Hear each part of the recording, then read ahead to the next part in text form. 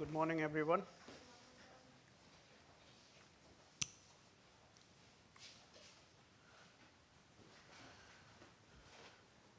So we will be kind of continuing from our last lecture. We were looking around try understand how V2G network, what kind of security and privacy issues they might have.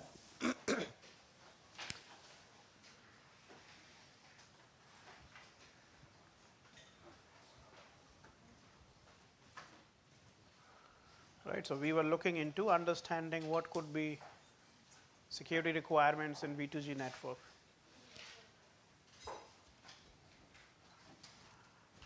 Now, if we are talking about part of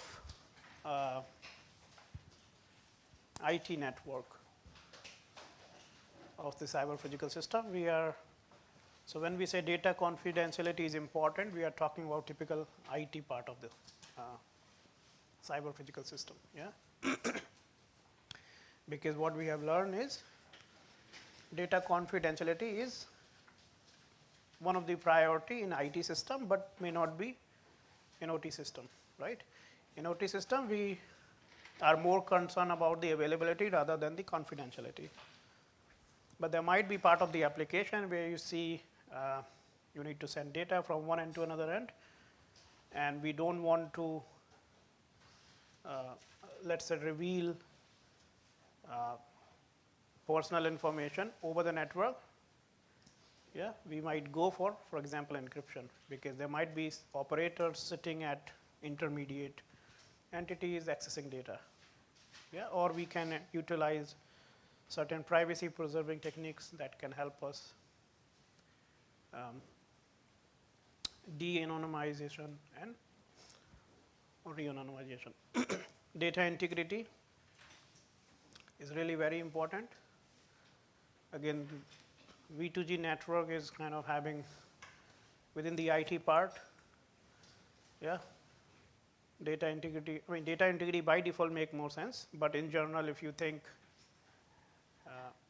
example of a advanced metering infrastructure scenario where you got a smart meter at your household and you are whatever power utilization based on that number of units, you will be paying for depending on what are the charges per unit.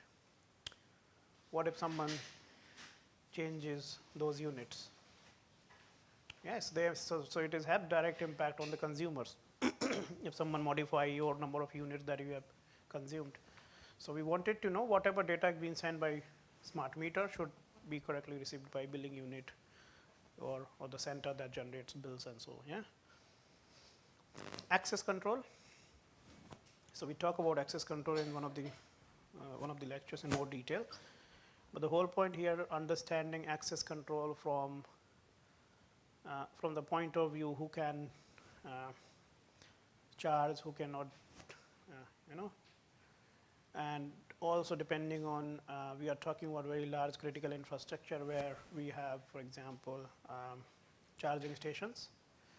Yeah, in order to deploy charging station, we got several critical component part of it, and also understanding how attacker should not be able to access your vehicle, yeah, or the data that being generated from that. We also touched something about forward security. Yeah, so forward security simply says if your current keys, for example, if your current key is compromised, yeah, it should not be like attacker can also derive previous communications. That's why we always say whenever we need to encrypt, we should always generate a new pair of keys and then encrypt or create signatures. What is mutual authentication?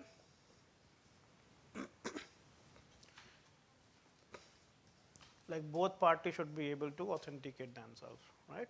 So for example, if a user is connecting to a device, user should be able to verify he or she is connected to the right device, and device or the network should also be able to understand you are part of the network. Yeah, you are a legitimate user of this network.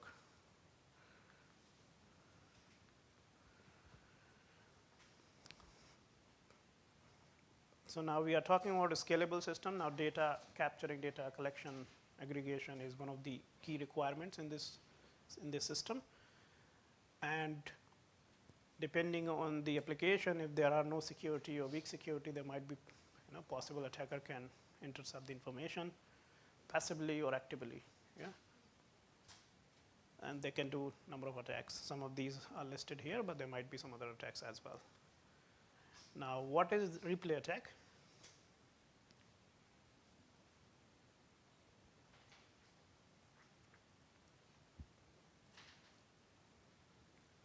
So as it names, what it does is you hold the packet. Yeah. And then send it after a while,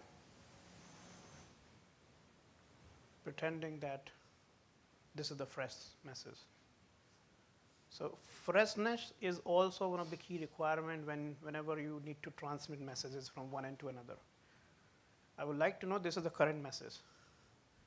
Yeah, if I'm saying you somebody borrow 100 pounds, you need to give me 100 pounds because you have taken some at some point. And that guy maybe already sent you. But then you hold that message, you have that message somewhere, and after a while you also sending, do you remember? You hold me this, send me this amount. Right? People might not have that record of everything, but you have that intention that you're going to ask him again. So you might keep that message. So how would the other party got to know this message is not fresh message, it's an old message? Yeah, so somebody is doing that kind of a replay attack. You are holding the message and then sending it later on. Yeah, or reusing it later on. So the way we go for it, either we use timestamp along with the message. So timestamp will simply say what is the time and date this message was created or sent over the network, or sometimes we use random numbers as well. So now when you are using timestamp, that means systems should be synchronized in a way, right? Otherwise that timestamp might be kind of changed from its original value. Or we can use nonce. Nonce is random numbers. So you generate random numbers, send it, people can get to see numbers, and some way it can help. What is eavesdropping? Hiding in the system. So it's mostly passive attack where attacker can listen network. One of the reason because either the network is not encrypted, it's not secure, or there are, as we said, there are powerful tools, algorithms that can extract some of the information from encrypted data, right? For example, when we say differential privacy, you can introduce noise and blah. Some algorithms are there. Again, depending on how much noise you are introducing, but there are still possibility the attacker can learn some pattern, some information out of it. Sniffing, traffic analysis, mostly you can fabricate packet, create inject in the traffic, and so on. Data deceiving. Tampering is simply attack on integrity. You are try altering data, changing data. Spoofing.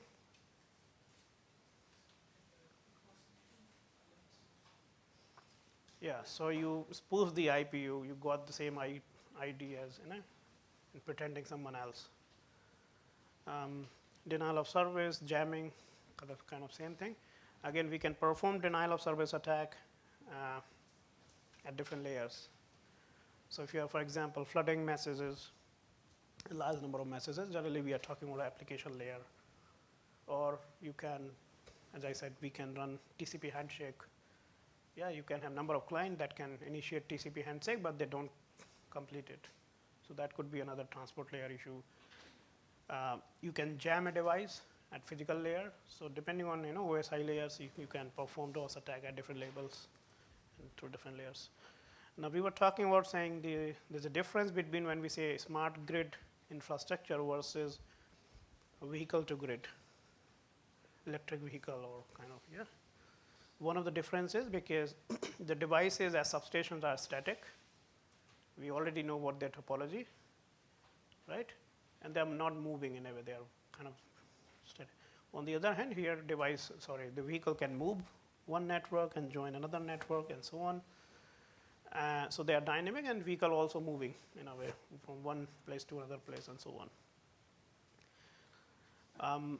So if you are so again, it's also important, extremely important to understand we are always connected to the legitimate devices, charging stations, and so on. And whatever entities within the network are the one who are authorized to collect our data, right?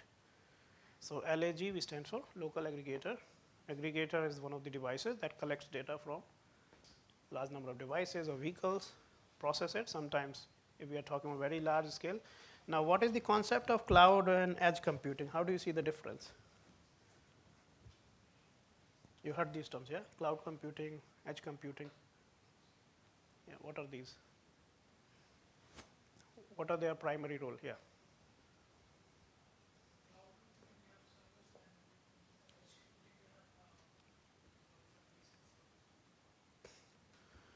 So one of the use of these kind of technology is because we are talking a large number of data. We don't want to hold on physical systems here, maybe because we don't have enough space or hosting it cost us a lot, right? So the whole thing, there are a company offering you cloud technology where you can store your data. So we talked about the other day about the security of data. If someone breaches, if you are putting all your data on your enterprise, you are the I mean, anyway, you are the one who is liable. But if you are putting your data to cloud, you can still in a way to, if something goes wrong, you can claim. You can claim them, saying that something has happened just because of you, not for us, no, because you are the one who did not maintain the kind of security and so on. But the whole point, whenever you need data, you just get the data immediately. If you are storing data here, if you need data somewhere else, it might be tricky. You have to have that kind of infrastructure to organize this. Otherwise, you can put data in cloud, and then you can access it, right?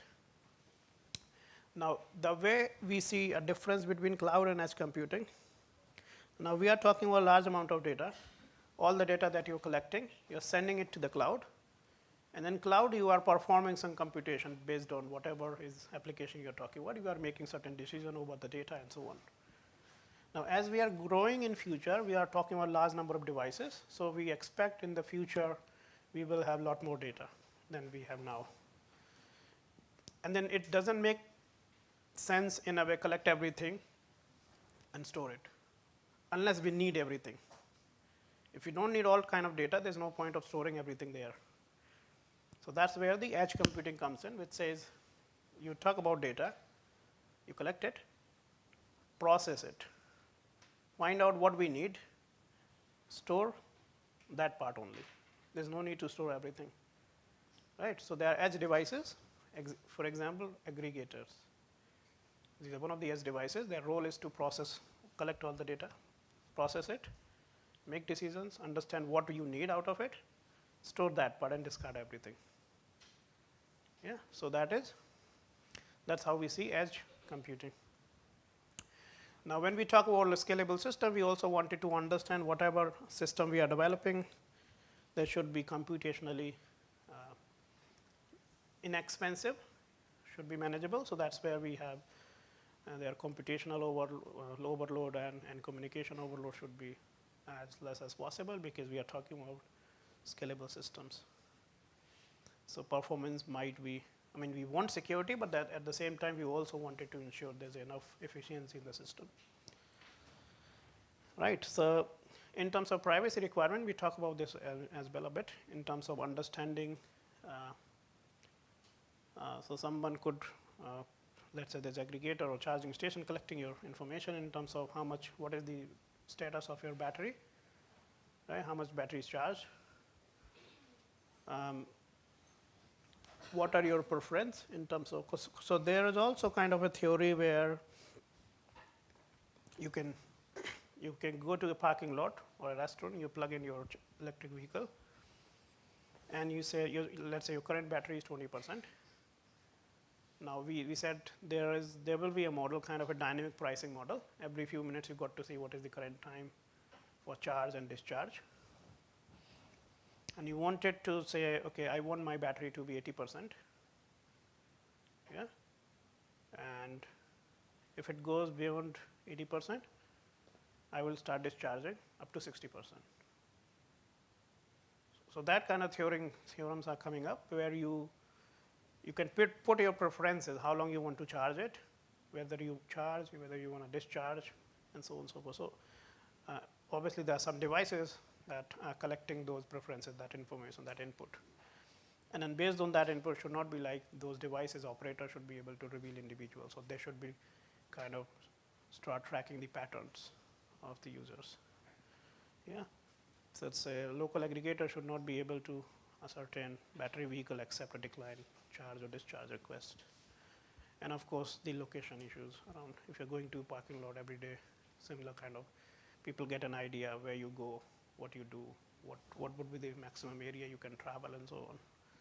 So those kind of very sensitive information, and those devices and operators and users should not be able to access the real identity of the user or the device, means the vehicle.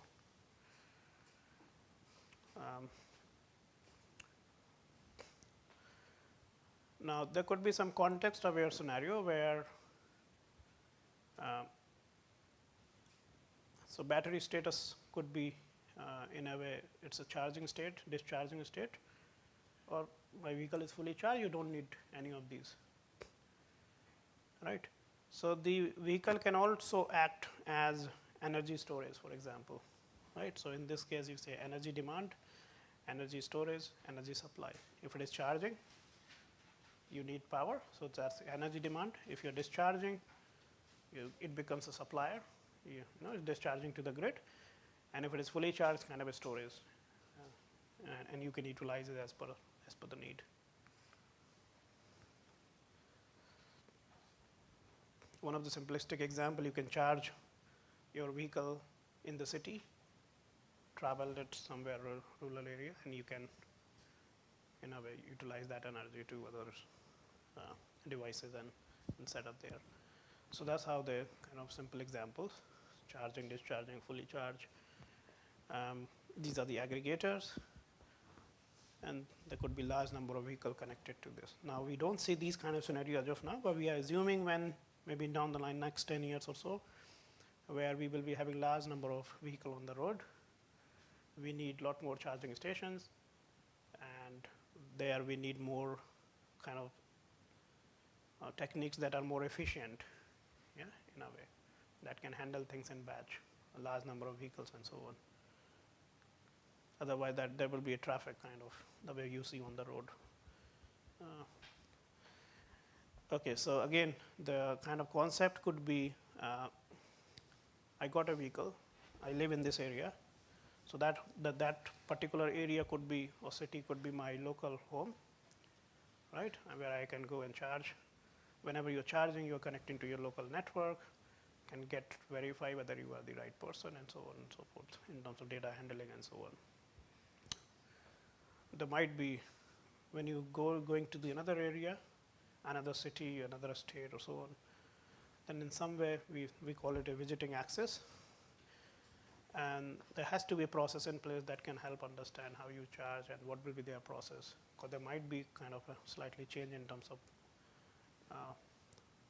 location to location and so on. When it comes to discharging, either you can discharge to the grid centrally, or you can discharge to the in a distributed manner at local level. Maybe I got a vehicle, I can discharge it to the microgrid rather than the smart grid or the power grid. Yeah. So that's kind of scenarios, centralized discharging versus distributed discharging in a way. Okay, it says AC charging, which is active current here, is slow. The battery may take several hours to reach full charge. On the other hand, DC are fast. Fast charging makes EV battery less durable. We talk about that. And its lifetime will be shorter. So we talk about this saying having smart charger or rapid charger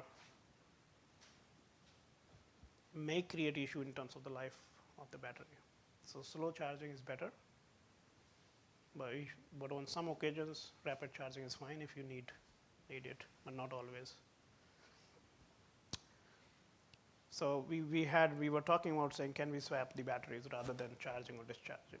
Because that might take a long time for charge a vehicle, and there might be a long queue to process. So it's better to you go to a station, and where you can just take off your battery and get the new one that's fully charged. So that's why I say need long battery charging times, long queue at charging stations. EV required to be idle to provide ancillary service to the grid. Discharging takes considerable amount of time. Swapping benefits both EV owner and utility. So they can kind of having a batteries already charged, and then you can swap it easily. So I mean, we don't know at this point of time whether this will be the future, or we will have more charging station, but or maybe mixed kind of scenario depending on what will be the actual scenario in the future. And then we talk about aggregators. So whatever information you are sending to the aggregator from those devices. So you got, for example, you got vehicle, you are at parking lot. The people at residential area, they have charging station at their home. And then there are large number of similar scenarios around the city. As I said, this whole process kind of seems to be a bit dynamic, where we don't know how long people want to charge or discharge, because you can change your mind at any point. You're saying, I'm going to be here for 1 hour, I want to charge my vehicle for 1 hour. But suddenly you got a call saying, we need to do something, and you just say, stop charging, because you have to go. So this model is quite dynamic in nature. It's not as easy to predict or forecast and understand. So maybe the traditional method that utilities have been using to understand demand and supply may not work here. There need to be more rigorous process in place to understand what if there's sudden demand, how are we going to fulfill that, and so on. Now, cyber threats. So we talked about this a little bit yesterday about what are the different components of the vehicles. Yeah, and so we talked about one of the studies done in the US, where the researchers were able to control many parts of the vehicle without connecting to the internet, or they were able to control some of those things through wireless remote as well. Now we got very smart car. You can use Bluetooth to connect your mobile phone, other devices. You can also run internet. You can watch videos, whatever. Yeah, entertainment system and so on. So it seems to be some part of the system is connected to internet, not all. Some parts remotely you can control. There are some parts which are still in kind of physical and mechanical process. And now we talk about something called connected environment, connected vehicles, and so on. So vehicle might be sending some of the information to another vehicle, or there's some entity processing, collecting all the information, some of the information from the vehicles to making certain decisions, right? So there might be possible someone can look into man-in-the-middle attack. GPS spoofing attack is kind of very common, where someone can spoof your GPS, kind of misdirect you, and so on. There could be third-party applications. Now you're installing new software just to make your car more entertaining, yeah? But we don't know what the software look like. And the whole thing is these software so the whole system is connected to internet, so they can update itself. Whenever there's a new version, it will upgrade it, right? So there could be large number of bugs and vulnerabilities around software security that can allow attackers to hack your car. The attacker can also target hacked control and steering, power electronic components, attack on car CAN bus. So we talk about CAN bus, but they can inject packets and so on. We talk about OBD port, where attacker can, if they have access to the data, they can inject malicious data and then control your vehicle. There have been instances, large number of instances, where people were able to control keyless cars as well, hacking your entertainment system, hacking your airbags, cameras, and so on. So there are a large number of possibilities in a way how attacker can exploit these systems. because kind of devices we are putting place in software, again, they're not really up to the level of where this would be in terms of cybersecurity. So there might be some web pages, some sites where you can go log in and download your things. For example, you got a GPS or navigations. Every few years, you need to download it to get the latest ones. Yeah. So to download, we used to earlier what we used to is you go to a website, download everything there, get a USB or whatever, put in this, and update your car, which is more safe way rather than we have a system that can upgrade it by itself, right? So that's where we are heading to, and that will change. That will bring a lot more cybersecurity and data privacy challenges. So again, some of the aspects we are talking about: complex system interactions, hardware faults, insider threats, inadequate security reviews, disaster recovery plan, insufficient authentication protocols. So again, the same problem is like these mechanical parts or the electrical systems of the car. They are using more proprietary protocol, which were designed to do certain things, but there are kind of no cybersecurity, or there's no security in that, and there's no authentication in a way. Device can send data, but then they can't check whether those devices are actually legitimate or not.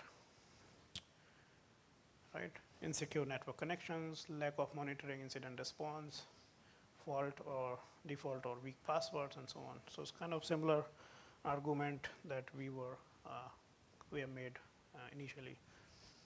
In terms of looking around cybersecurity, like if there's a data exchange over the network, make sure it's encrypted. We are talking about number of protocols. We can create secure protocol that can enable mutual authentication, for example, where you should be able to authenticate everybody part of the system. You should have access control, who can access what, and so on. And you design a protocol in a way that can defeat different type of attacks that we have talked about. For example, replay attack and others. There should be regular software updates and patching, since we are now going towards more software version of those vehicles.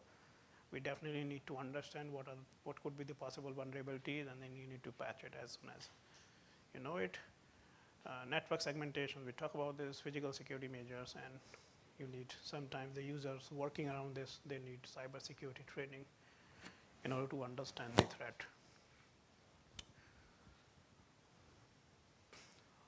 Right, there are some statistics which says in 2023 there were around 1.2 billion cars on the world's road. So this is kind of 2023 data. And overwhelming 97% of these vehicles are internal combustion ICE, which are based on your petrol, diesel, and gas, contributing to around 10% of global carbon emissions. So you see so we are talking about the global carbon emission. Out of this, 10% contribution is just from ICE engines, ICE engine-based vehicles, which is really a significant part. It's not 1 or 2%. We are talking about 10% of the world carbon emission. It's really a large number. And the expectation is by 2050, we expect there will be around 2 billion passengers vehicle on the road, which is going to be roughly double. But emissions will fall dramatically from this sector, as 2/3 of the car on the road in 2050 will be battery vehicles.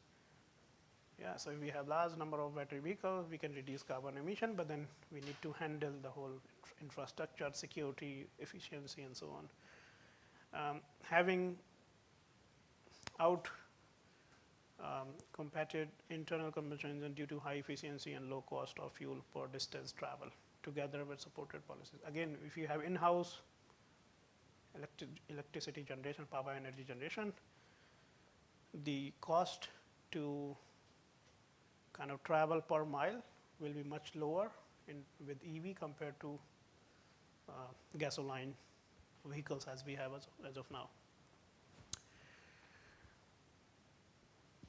Right, so this is the kind of a typical scenario. So we did some work around there. We developed a couple of security protocols. that can offer certain properties, at the same time maintain some kind of data privacy and so on. So this is the typical scenario where you can say these are the charging stations, number of vehicles. In a different scenario, they could be a parking lot, restaurant, residential, whatever. And we believe that we got local aggregator in this region. For example, there's one aggregator collecting all the data from this region. You got another one, and so on. And all those aggregators are somehow connecting, sending their information, some of the information to we call certification or registration authorities, so that we can say they're part of the network, and somehow some of the data will be forwarded back to the control center or the billing unit and so on. Right, so we touch a little bit about IEC 15118 as well yesterday, which kind of used to exchange data within the V2G network. So when you look at the NIST requirements, so NIST is a National Institute of Standard and Technology in the US. So they release certain regulation standards. So on this kind of EB infrastructure, they said authentication and data privacy issues highlighted by NIST provides. So they said the kind of protocol you develop should provide mutual authentication between all the vehicles, electric vehicles, and local aggregators in a distributed home and visiting networks. If you look at this graph, it says sale in terms of million cars per year, and as we are progressing, you will see this number of EV sales will significantly grow.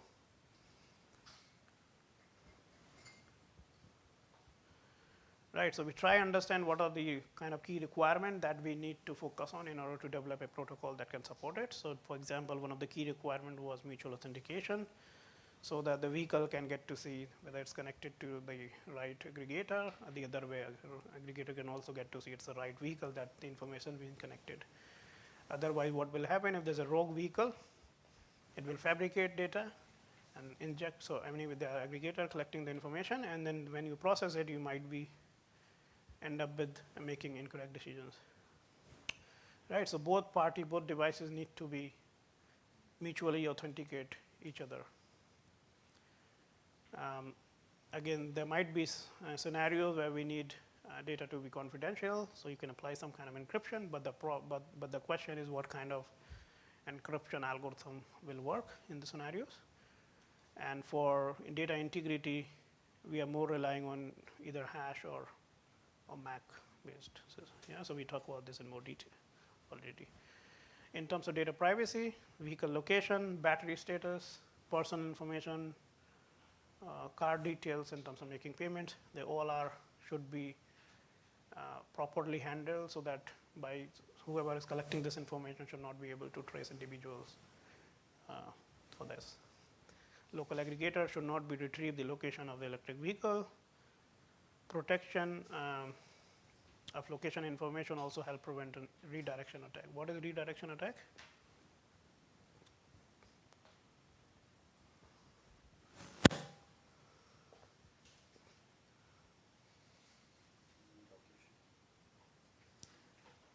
Yeah. Yeah, basically redirection attack simply says, so we talk about what was happening in GSM. Yeah, so in a similar way, you can think of you're connecting to or redirected to connect to the rogue device. So you're trying to connect to something, but then there are a redirection attack that can redirect your communication to somewhere else, and you intentionally or intentionally getting connected to a rogue device. Yeah. So we said, for example, in GSM, we talk about saying signal strength. So generally, we try connect to the highest signal tower. So if you see in a region, the actual signals from a legitimate tower are weak, I can create my own tower with the much better strength. People might be end up with connecting with this one. Now, one of the reasons you should be able to do this, or you will end up with doing so, is because there's no mutual authentication. If I get to know that this particular device is legitimate, I'm happy to connect. Yeah. If this is not legitimate, possibly you don't want to connect it. So we need to think about, is there any process in place that can help us understand all these things? Otherwise, you end up with having these kind of scenarios. Now, the local aggregator must not be able to track the vehicle based on its battery status. The required information should directly be sent to the intended recipient in a secure manner. Vehicle selections and operations. Aggregator must be aware of vehicles timing selection and choice of operations when charging and discharging. Similarly, aggregator must not be able to trace individual based on this information. So you need to design system in a way you got the information, whatever is required, but then the information is organized in such a way and it should not be able to reveal individual identity and so on. So there are kind of, we talk about this security and privacy requirements, but then apart from that, we also want the kind of protocol we want to develop that should be that can secure the infrastructure against a number of attacks. So for example, in this case, we talk about man-in-the-middle, replay impersonation, redirection, and known key attack and repudiation attack. Now we are talking about a scalable system. There are a large number of devices involved, and whatever we want to develop, we want to make sure it's more efficient and the overheads are as low as possible and so on.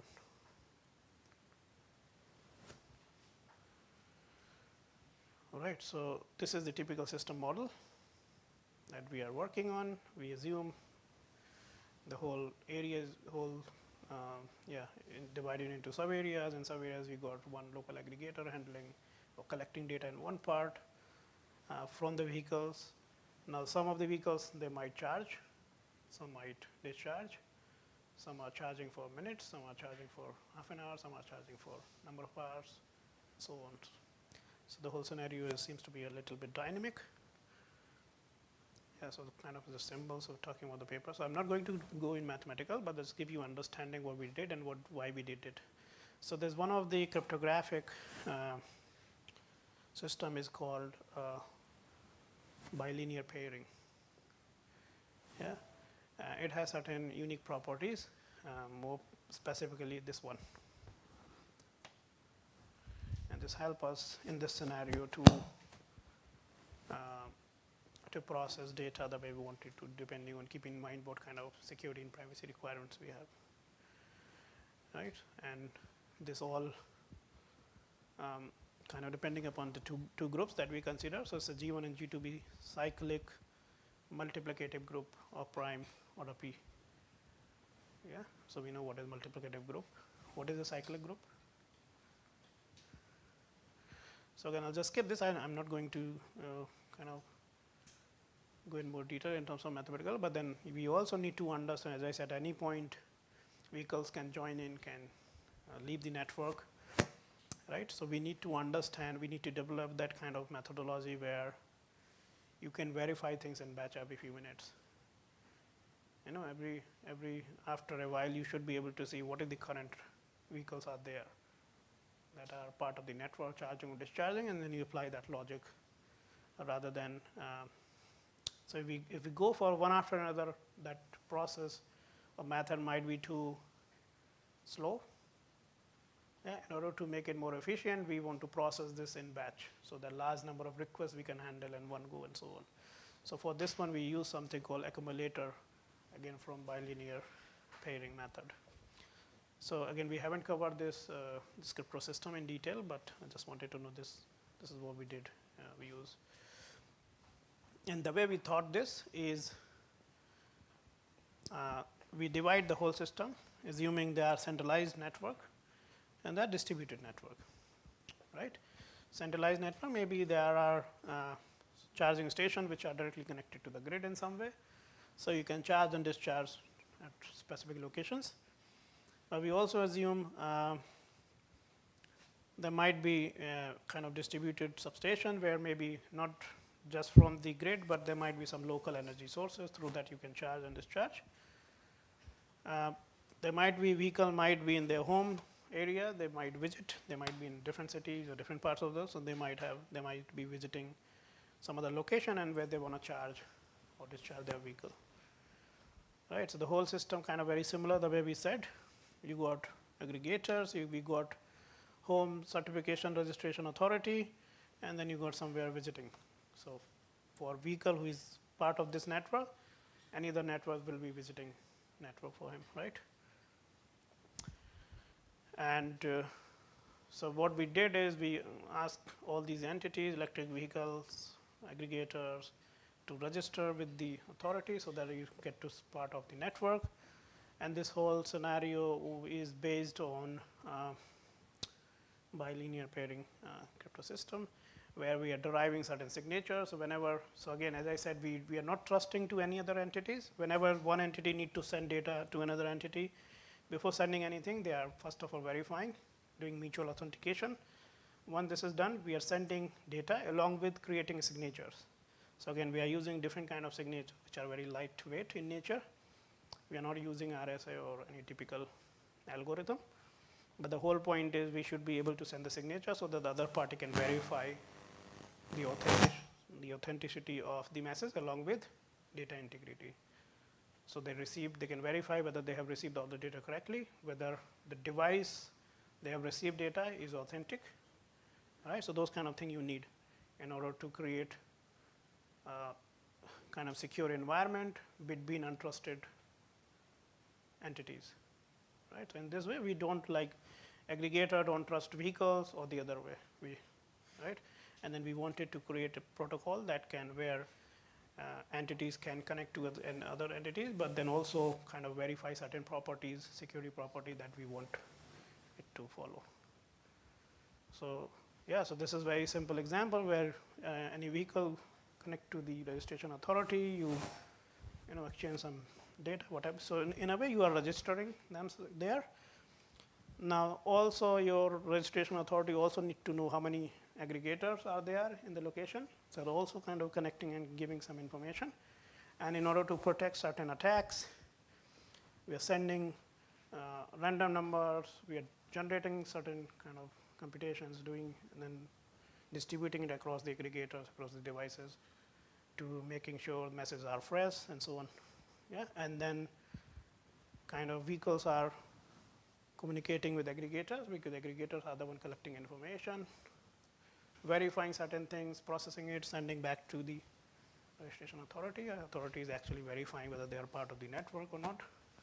And then we can do this in a batch. So this protocol can handle really large number of vehicles. So as I said, certification authority sending some numbers, some data to all the aggregators so that they can also ensure the communication is fresh. All the aggregator, once they collect data from different vehicles, they will send back to the certification authority, and they will compute something in batch. Yeah. So that's how it makes the whole process more efficient, and then kind of could be kind of a window that allow you to select whether you want to charge or discharge and how long you'll be there. So this is what is for home area network. This could be what happened when vehicle moves out of their home area and visiting somewhere else. So you are try connecting to when the visitor aggregator will collect information from the vehicle, but then this doesn't recognize you in a way. So it might want to communicate with your home certification authority or registration authority to verify certain things, whether you are legitimate vehicle or not, and then whatever data, whatever input you have or preference you have input, want to verify whether it can. So again, they also need to make that decision depending on what is the demand at any point, whether they are able to fulfill it or not. Yeah. So I mean, at this point of time, I don't think there are issues around it. But in the future, there might be possibility where there is a certain peak demand in a certain region. People are traveling for some event, for example, very large event, and at that place, everybody wants to charge their vehicle. So that might be really peak demand in certain regions, unpredictable thing sometimes. And So that's more on distributed one, and this is more on centralized one where you got a central local aggregator that collect data from your vehicle and connecting to the central lottery registration authority. So we did some kind of analysis as well, wanted to understand what we did, what kind of attack it can defeat and how. So kind of if you are more interested, there's a paper we published where it describes in a more detailed way how does it defeat those kind of attacks.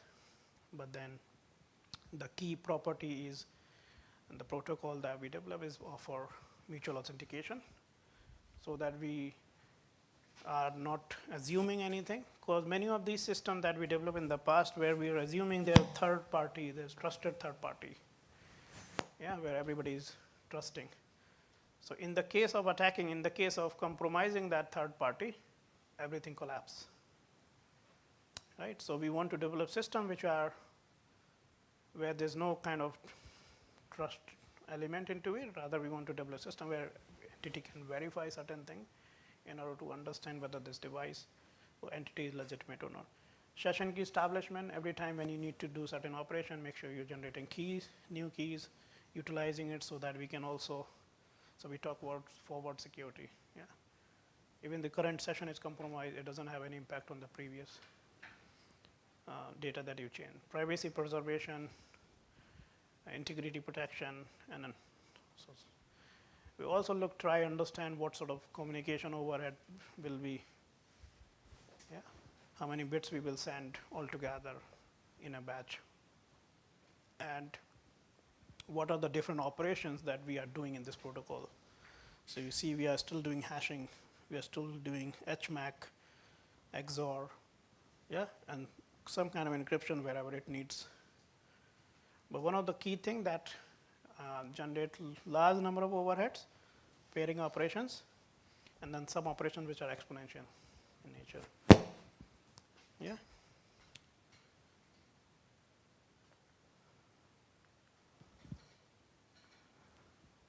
So what we did is the scheme provides mutual authentication between various electric vehicles and local aggregators and registration authority or certification authority with lower communication computation cost by sending a limited information over the network using hash functions. So we have seen property of hash function, how useful they are, and they are very, very lightweight functions, right?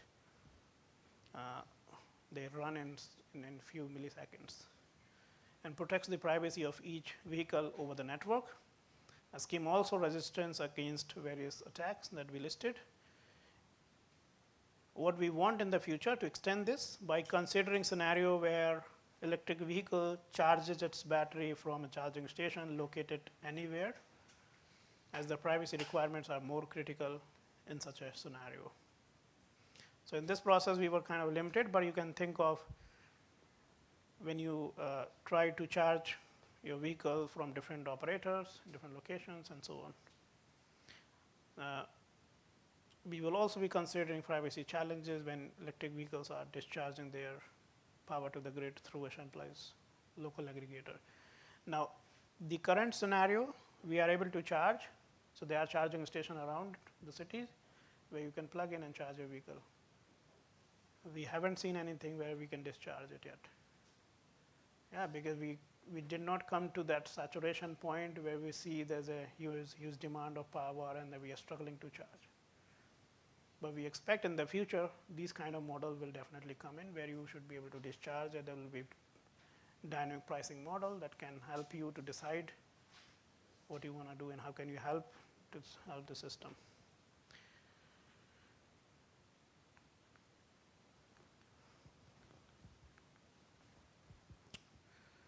Now, another work that we did is, okay, before we, any questions that we have here?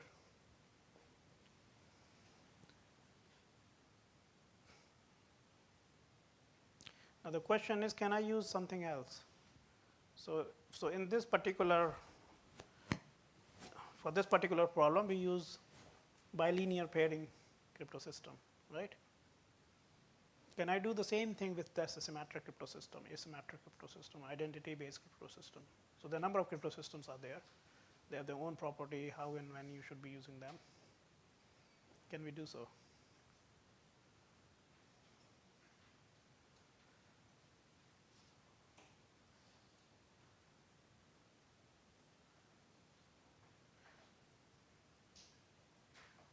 So let's say if there's an environment, there is a scenario where you can apply symmetric crypto system as well as asymmetric. You have both options because both kind of crypto system can fit in the scenario. Which one you go for?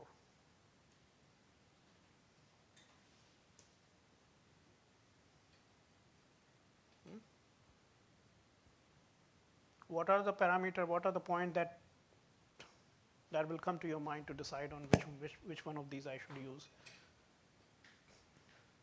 So let's say if we go for symmetric one, as we said, symmetric crypto system is good when we have less number of users. If a system having less number of devices, it's easy to maintain those symmetric keys, right? When the system has large number of users, large number of devices, this is the kind of key management, revocation, regenerating keys, it becomes very tedious task. It's become too complex to handle. But then we have that understanding that, for example, in terms of encryption, symmetric encryption is faster than asymmetric because they have the size of the keys are lower. For example, AES has 256 bits key compared to RSA where you have 2048 bits key size, right? Now, if we need to focus on asymmetric crypto system, what are the pros and cons that you see? So generally, asymmetric crypto system is more applicable where we don't have those constraints, right? If you don't have constraints around computation, maybe we can go for asymmetric crypto system where we are not really worried what is the key size and how much time of computation it takes because we have enough power, enough resources, enough memory to store things. But then for asymmetric crypto system, we need PKI. What is PKI? Public key infrastructure. The way it's being done as of now, we are not directly using keys. Yeah, so the example where public key crypto system used is SSL, for example, secure socket layer. So it does use PKI in a way. So in the current form, we use we call it certificates, digital certificates, rather than using the keys, right? So if there are two entities talking to each other, they will not ask for, can you send me your public key? Rather than they'll ask you, can you send me your certificate? Why?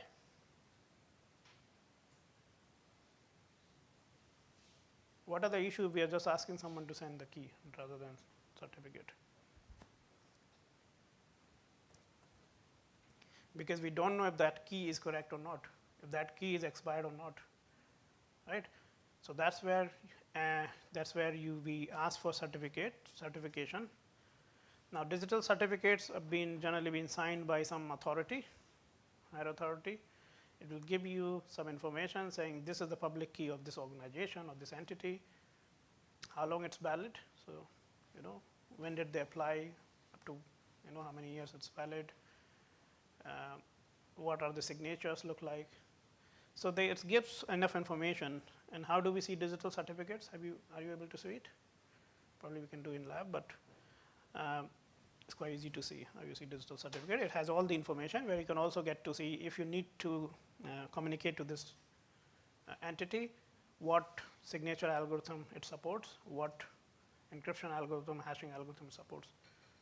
Yeah, so it has a suite of algorithm that you have to pick in order to connect to this. So that's why you ask for certificate. You got to see the key, but along that key, you got to see other thing as well. In order to connect to them, for example, encryption, there are a set of algorithms that they support. So you pick any of those, but not anything. Yeah, and generally that certificate keeps everything which is up to date. The algorithms, the method that don't have bugs and vulnerabilities and so on. So let's have a break, 10 minutes break. We'll come back and then we'll talk about another work.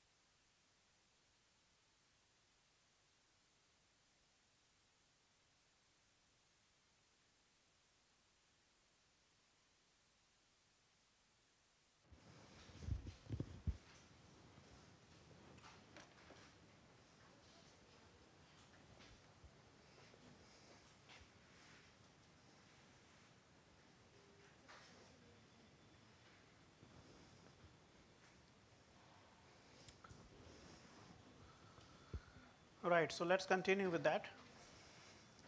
So far what we were mostly interested is, and the way we said OT systems are different from IT systems, because even if your data is slightly malicious, if you're sending a malicious command, that might not impact the system. Yeah. So for that one, we run the system, we try to pass that behavior, and then try to understand what will happen if we allow this kind of data manipulation or this kind of command injection to the system, and so on.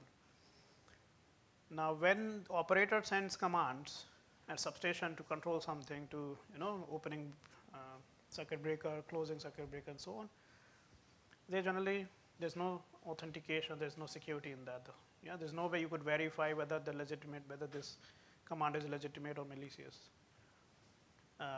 unless you simulate or unless you pass and see how it's going to work. So we also look into understand what kind of signature, what kind of security practices that we can build in that can help us understand these things. So we explored something called efficient signature scheme. So we also did something for bad data injections. So how you develop a key in a more dynamic environment.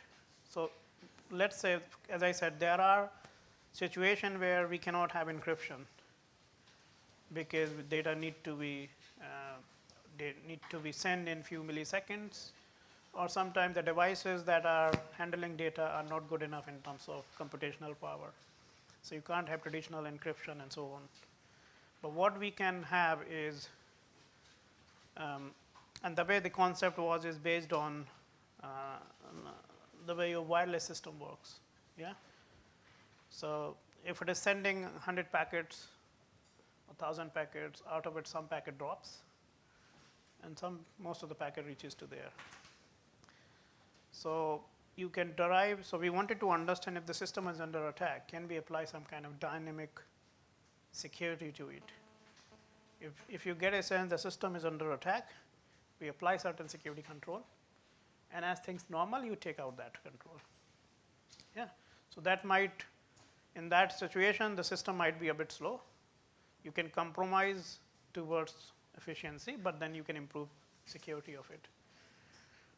Right. So we developed a method where we were able to generate keys dynamically every few minutes, and also the fact even if your system is compromised, even that key is compromised, the system generates new key in every few minutes. Yeah, automatically. So in some way it can handle the situation.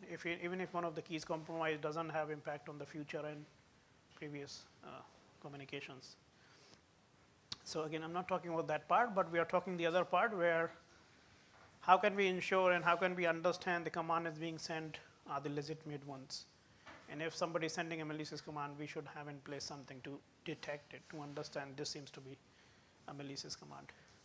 So again, we pick up the traditional typical scenario as we see this: power generation, transmission, distribution, homes, businesses, and so on. You got control center, you got SCADA system, the servers, and so on. And then you are receiving data through RTU, aggregator, and so on.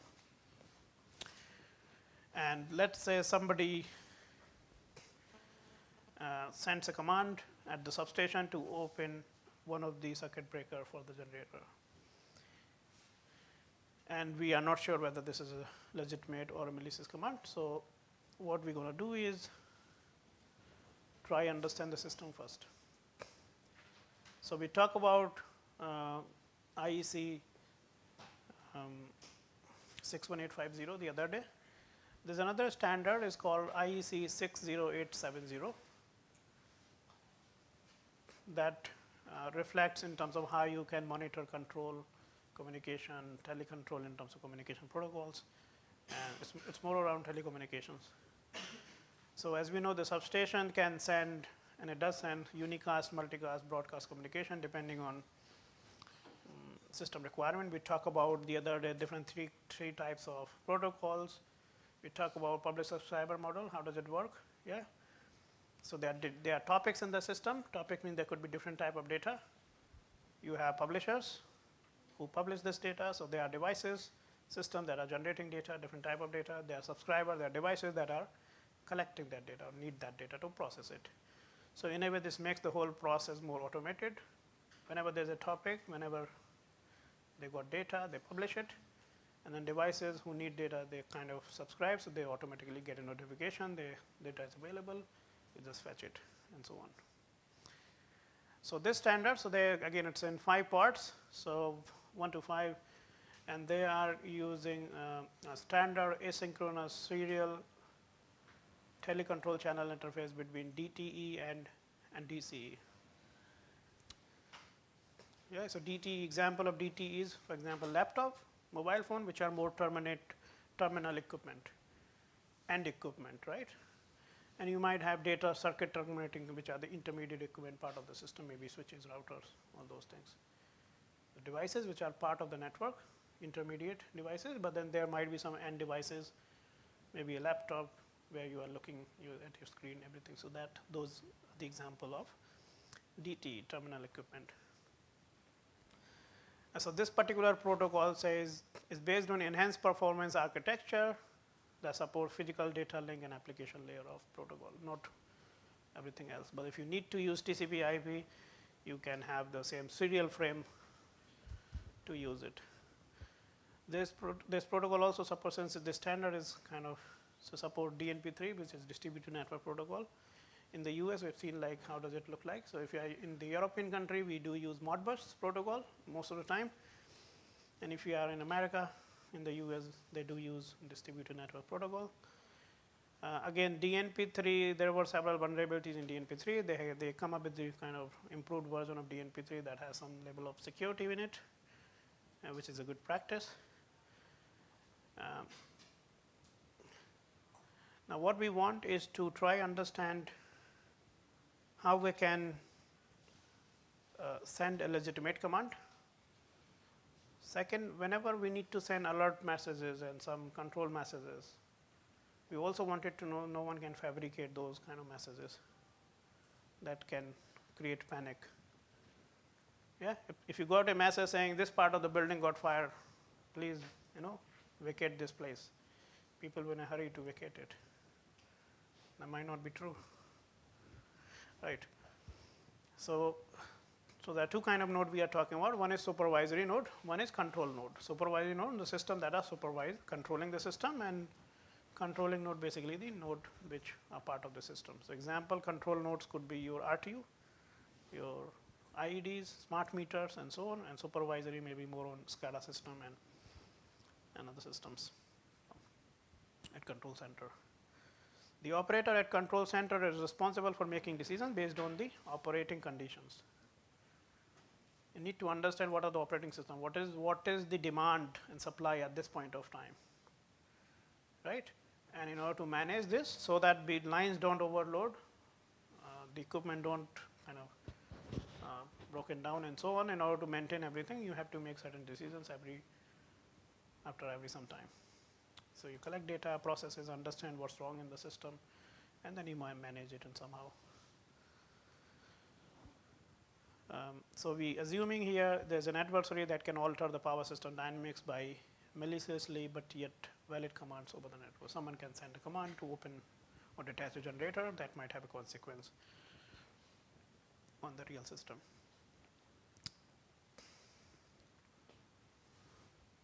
So again, we were also saying whenever we develop this kind of thing, we need to ensure the overheads are as low as possible. We should be picking some kind of attack that the system can defeat against, for example, repudiation attack, impersonation attack, replay attacks, insider attacks. And the way we should be designing our system in such a way, for example, a module at supervisory node generate a fresh command and send it to the respective control node with fresh information. So you need to check what is the freshness here. Module at control center is activated immediately after receiving a command from the supervisory node, which could verify whether the received command is legitimate or not. Now, when we say control node, supervisory node, whenever we need to send a command, this will always be done by the control center at substation, not the other way. Whenever there's a need of data exchange, polling request always comes from control center to substation saying send your data. Yeah. So the data comes from substation to control center. Commands are being sent from control center to substations. Now we have considered different kinds of malicious command behavior. For example, one is the command has different behavior than the normal operations, such as not a regular command. So as I said, we might have IDS in place. So if the command is not a routine command, is kind of unusual command that we generally don't do. So that might be a clear indication something is wrong, right? But if the command could be similar to the routine command, it becomes much difficult to understand whether this is actually legitimate command or actually sent by someone else. So species commands for critical power component, uncommon command for opening transmission lines, and so on. Now opening a transmission line is a big deal. Yeah, you're connecting the whole network. The command was sent by malicious user or the adversary. So again, depending on different scenario, we need to take certain actions and so on. So we capture first command behavior by using IDS. As I said, if it is unusual command, IDS can flag it easily. With the defined rules, and later command behavior is verified with the proposed scheme. So what is this scenario and scheme about? So as we said, whenever every after half an hour or so, control center sends a request called polling request to the substation, to the RTU at the substation. And the role of RTU is to then at this point of time sense, connect to the sensors. Sensor sends the current measurements, send back to the RTU, and RTU send all measurement back to control center SCADA system. Right. So whenever you receive polling request, that's part of a command. Yeah. So request is being sent. So control center sends a command to one or more control nodes, depending on how many substations we have. Each substation we assume have one RTU. As a polling request, control nodes, which is, for example, RTU, sends their measurement data to the supervising node or the control center. Now we say normally sending such commands by control center is a part of their daily routine activity. As I said, every half an hour or an hour, we need this kind of information.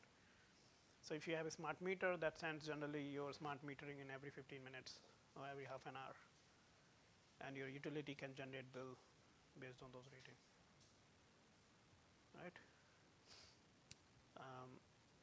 Because if that system is not working, then sometimes if there's an issue, can you go back, check your smart meter, the reading, can you, there's an online portal or app where you can go log in there and you can provide what is the current reading you see in your smart meter, and so the bill can be generated. So that's another way if there are issues in the system. Okay, by the time of polling response, RTU sends periodic measurement data of different power component deployed as substation to the control center. So whatever power component we have, you have sensor that can sense those measurements and send it back. So say in real scenario, the utility either protect their communication network using VPN, which most of the companies do, or simply do not involve any protection due to a large deployment cost. Now we are talking about very large kind of, so you might have a very remote substation, right? So we are talking about a very wide network. Most of the time they may have private network because data is sensitive to them, because data is the one that will help them to make the right decision. So the question is, even in the presence of VPN network, adversary can modify measurements, data values, or commands before the starting points of VPN and substation. So you have started VPN from this device to this device. There might be possibility people can hack this device, get into the system, put some malicious data, and you end up with sending malicious data. Now when it comes to encryption or signature, the traditional typical algorithm that we've seen will not work here, because we are talking about a system that needs data quickly, right? And you want to process it, it's a very kind of multiple times in a day. So if you have a process that generates large overhead, your whole process, your whole system will be too slow to handle it, right? So if we are doing something too frequently, we want this to be lightweight, as light as possible, so that the overall overheads are lower. Such a scenario involves frequent communication between supervisory and control nodes, which require an efficient and lightweight scheme. Okay. Okay. So what we did, again, we tried to come up with a scheme that is based on hash functions. So generally, whenever we develop this kind of lightweight scheme, we make sure, or we prefer to use hash function, we prefer to use XOR, and so on. And at some point, we discuss why do we use XOR, why do we use hash function, and so on. So we come up with a scheme and use a set of hash functions to generate signatures and maintain strong message integrity. So the whole point, when you send your command, along with that, you create a light signature, send it, so that in one way quickly someone can verify it, right? One-way function is used in the scheme to announce later at the time of delivering. So we'll see that how it works. Our signature scheme utilized, and again, whenever you think about designing a scheme, designing a method, you always wanted to know what is available, right? So at some point we got to know that there are multiple schemes, similar scheme people have already designed. For example, Beaver, this one and this one, there are 2-3 schemes. And we try to understand how they look like, what are their pros and cons. So for example, one of the schemes has large signing time. The other one doesn't have randomness to the input of the hash function. The third one has quite large public key size. So if you are using an algorithm with really large public keys, that's not going to work in a way, because this will make your whole system too slow.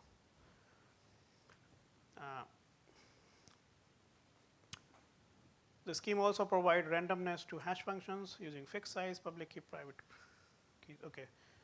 So what we did, again, we also try to understand the scenario where we are working under DNP3 protocol. Yes. Again, what are the protocols that you are using for communicating between control center, substations, and so on.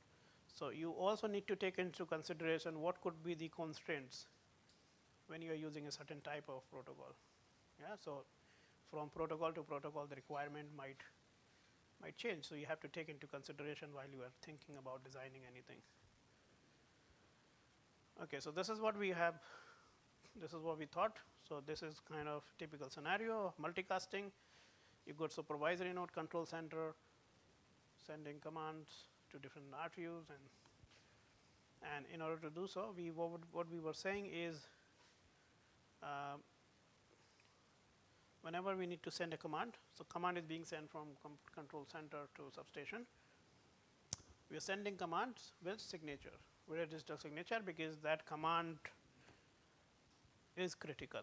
We wanted to ensure whether only the legitimate command should be executed. If we have any doubt in a way this could be malicious command, we don't want to execute it.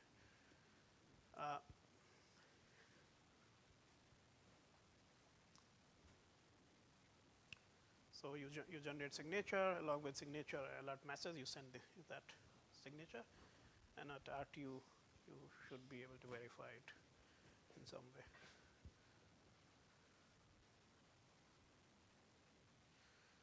So let's say the scheme that we have come up with proposes lightweight signature with message integrity for critical as well as non-critical commands, and alert messages such as sending open breaker command for a generator. Now, part of the routine commands, some command could be critical. As I said, if you are detaching a generator, opening a transmission line could be really critical. But there might be some other command which are kind of routine command, non-critical command, some notification messages, yeah, that we send here and there to manage things. They're not as critical for us. So what we did is, so I'll try to be as simple as possible so we can understand what's going on here. So what we did is, in our scheme, we said the control center sends a single or a set of public keys. So again, it's kind of a public key crypto system, but we are having multiple pairs of public private key pair, right? Because they're lightweight, they're easy to crack in a way. They're not super strong algorithm, because if you do that, there will be number of large computation will be involved. So what we want, the whole point is derive lightweight system, derive lightweight keys and so on, and do this more frequently. So, in case you are compromised at any point, you can derive a new pair of keys, and so compromising the current session may not have impact on the future in a way. So, we have single, so it sends either single or a set of public set of generated public keys. We call it PK in cipher form to the respective control center, which is your RTU. Depending on the type of communication, again, some messages needs unicast communication, some might need multicast, and some might need broadcast. I mean, mostly unicast and multicast. These public keys can also be sent to the control nodes in advance. So, obviously, they need to know in order to verify. Public keys are used to verify signatures, right? We use private key to sign, right? So, someone needs to know your public key in order to verify your signatures. Now, because utilizing shared symmetric key does not provide non-repudiation, we construct signature based on asymmetric key. So, what is non-repudiation again? What is this statement? What does it say? It says utilizing shared symmetric key does not provide non-repudiation. What does it mean?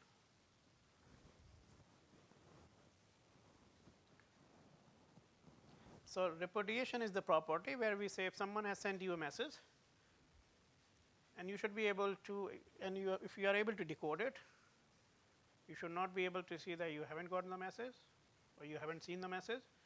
On the other hand, so a person has sent a message, they cannot deny that they haven't created this. And generally, this is very applicable in the case of asymmetric crypto system where you have public and private key. So, if you are signing a message with your private key, which is only known to you, if someone having your public key is able to verify your signature, it means that message was created by you. So, it is kind of a very easy and straightforward in asymmetric. But in symmetric crypto system, we said both parties having the same key, right.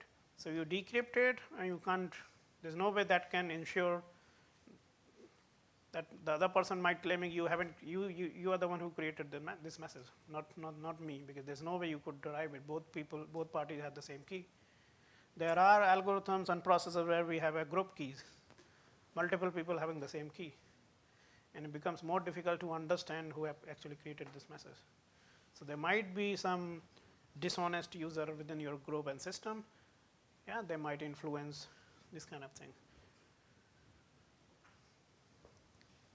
And that is why most of the systems which are relying on symmetric key, they have the symmetric key more or less hard coded in the system. For example, your SIM card, your cellular network, it is based on symmetric key, it does use AES and those kind of algorithm. And one of the symmetric key is hard coded, it is in your chip. So, you cannot change it. And then based on that symmetric key, every time when you make a communication, it generates a session key and encrypt your data using that session key to send it. Yeah, if you have a Vodafone have the other key. So, Vodafone company comes with a chip, got one key, putting here, and then keeping a copy in their server. Whenever you try to connect, they can verify it. But you can't change this key. So, most of these systems where they have hard coded keys, hard coded in the system, so you can't change it. If you are able to change it, there will be chaos. People can copy the key and you have no idea who have created this message, who have sent this message. There will be too much fake content. But in asymmetric, it is easy to pick up because people have their private keys that can help them to sign their messages, and through public key you can easily verify. Right. So, in our scheme, on the supervisory node, which is control center, has set of private and public keys, as the signature can only created by supervisory node. So, signature can only be created by control center and should be verified by substation or the RTU. So, what we did is very simple, is kind of a double hashing technique. So, we said we are generating some random number, we are calling them secret keys, SK1 to, I can generate number of them, and I'm doing hash of string. So, I'm passing this number to hash function and doing some double hashing and calling it kind of my signature. Now, when I do double hashing, I'm deciding which hash function I'm doing at the runtime. Yeah, so I can pre-compute this hash of this number, and I'm calling it somehow some kind of keys, secret keys. I can pass these keys to the substations in advance if like. But then in order to verify that, they need to pass this to the function that I've decided on. So it's not pre-computed, it's on the fly, so that it's very difficult for people to understand what will be those values. So for non-critical messages, you can send those values in advance, because the whole point is just to send the notification in a way. It doesn't have more kind of critical or confidential information, but for the commands, we would like to send things at runtime on the go. We were also using the key that we were using for bad data, the other part that I described. So I'll skip that. So, but what is the whole point here? What we are doing is we got the private keys S1 to Sk, Sn. We are deriving hash based on the ID of the substation that we are using, what message, what command you want to send, performing over hash function. And once you got this H, we are dividing the hash code into different strings. So we are not sending the hash code in one go, we are sending hash code in part of it. Now, one of the scheme we have seen something called Shamir secret Shamir share. What it does is, if you divide a share in n parts, any t part of n can reconstruct it. So you don't need the all parts in order to reconstruct it. So as I said, the example, I got a lock where 10 people have different keys, they put it, and then lock can be unlocked, for example. If you're using this scheme, any 5 people can unlock it. So you don't need 10 people, rather maybe the 5 people can work. So maybe you can utilize the similar thing where you got the hash code, you distribute this, send it, and any few people part can reconstruct that. Yeah. And then with your signature, you're also sending kind of timestamp so that people also get to see whether the signatures are fresh or not. So you are kind of putting some threshold time. If you're receiving a message after a certain time, you're going to discard it if it is for the critical commands. Right, and similarly, so as I said, so we are split H into L strings and interpret each of those part as integer. So then what I got the hash code, and generally the hash code is in hexadecimal. I'm dividing it to different parts, and each of those parts I'm converting this hexadecimal into decimal, and then sending the decimal part out of it. Yeah. Again, they all are very light operation. They can be done on any tiny devices. Those kind of conversions, they're quite easy. And then we are doing this very frequently, so that even someone compromise one of those things, the part of the system is really safe. Yeah, that's what I said. Okay, so again, you also need to consider how long the signature can valid. So the key expiration time depends upon the frequency of the wireless transmission error. So we talk about how this wireless transmission system works. So whenever you got an error, you want to generate new key, depending on how many packets you have collected. So if somebody is monitoring, so the simple example, I'm generating a key depending on if I'm receiving a packet constantly, there's a packet drop. I'll count all the packets, pass this to a hash function, for example, and calling it a secret. As an attacker, in order to crack it or in order to generate the same kind of key, you need to track what I'm doing exactly. You need to track how many packets I've received, where's the drop, which is always not the case too. You also need synchronization in the system in order to actually understand that. So which is kind of not easy to do. Seems to be simple, but it's not easy to do. And then again, we said we want to understand what is the load profile in next half an hour and want to simulate and see how it looks like, how much time it's going to take if I'm creating signature and need to be verified, how long it will take. So if you look at this, we look into SHA-1, 256, 384. So obviously SHA-1 is kind of better in terms of performance, but then we have used combination of these to balance security versus efficiency.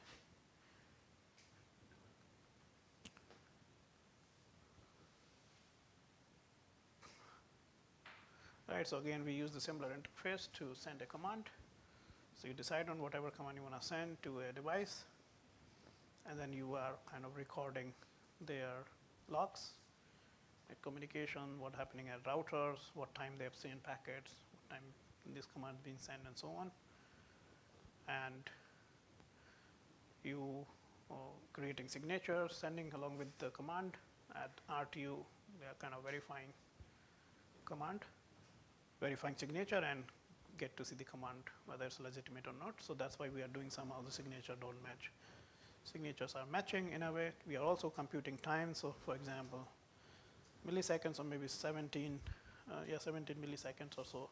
So it takes, in this example, it takes around 19 milliseconds to create a signature, and around same time, like 17 milliseconds to verify signature, which seems to be quite reasonable. Yeah, it's not just a second; it's just milliseconds. So it's quite quick.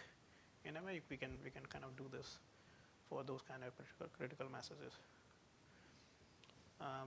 We also try to understand sometimes what will be the size of the key. Do we need storage to store those keys?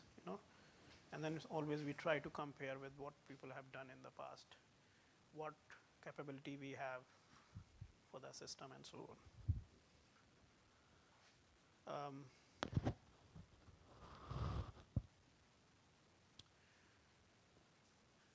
So for example, we are saying verification cost. So it's a 2L plus 1, so on, where L is how you divide your string. So we are dividing the string into L substrings in a way, right? So again, this is example if kind of comparing it, what if you are using more typical signature algorithms. So we implemented RSA here. We implemented something called digital signature algorithm. There's another algorithm called elliptic curve-based digital signature algorithms, which are more typical algorithm, but they are not as fast. And in a way, we try compare with what we have.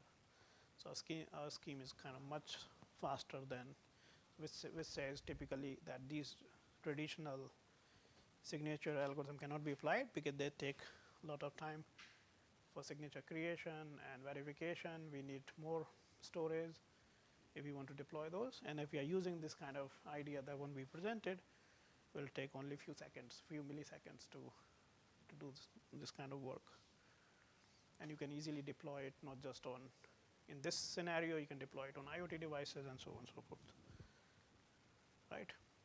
And then the number of scenario we work around. The another scenario is typical home residential area. So let's say you got number of homes, each home got a smart meter, and there are aggregators in between collecting your data, and they are sending this data to control center so that control center get a sense what is the current demand in this region, what is the current supply that they can offer.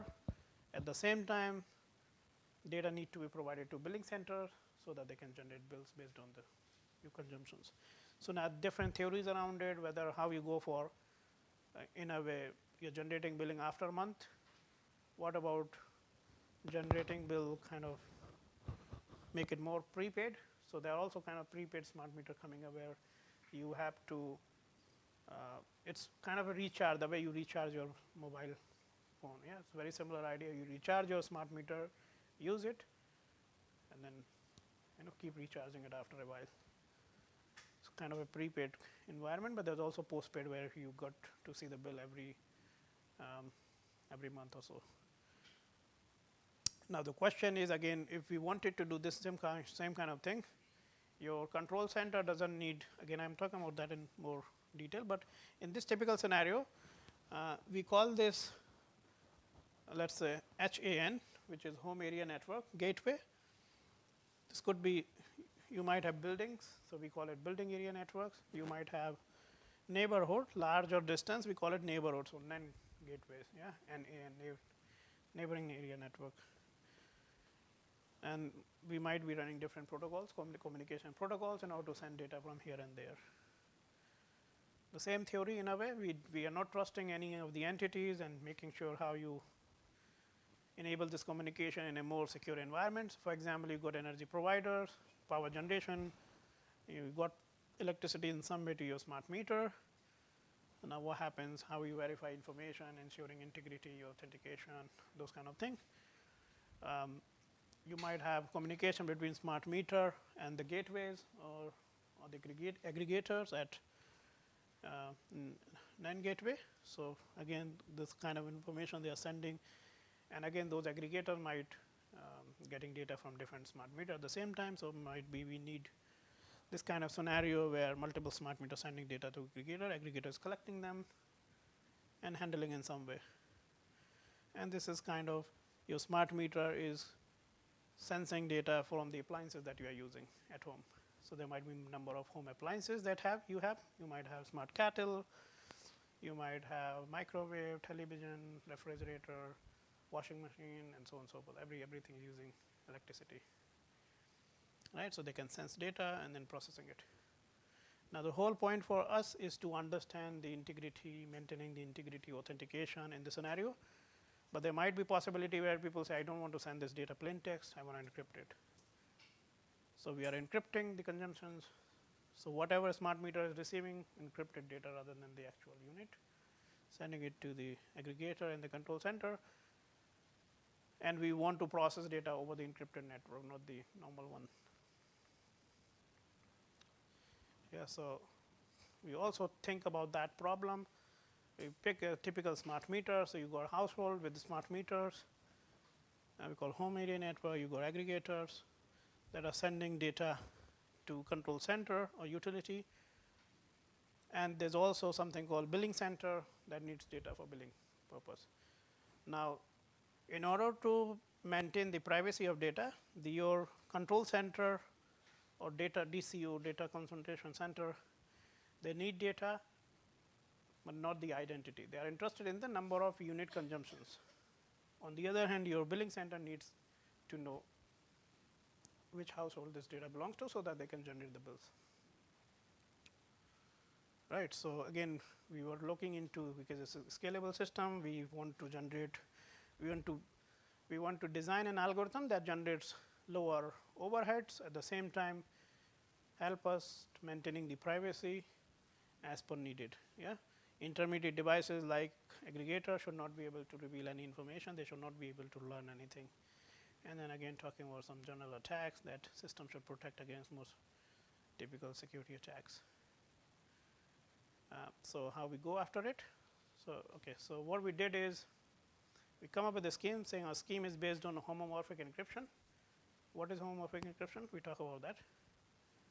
What is homomorphic encryption? Sorry?